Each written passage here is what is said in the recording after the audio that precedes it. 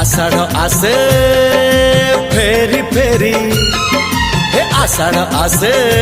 हे फेरी फेरी साधब आसुचिल सिंदूर बोईत धरी चोरी चोरी चोरी चोरी चोरी चोरी चोरी चोरी चोरी चोरी चोरी चोरी चोरी चोरी चोरी चोरी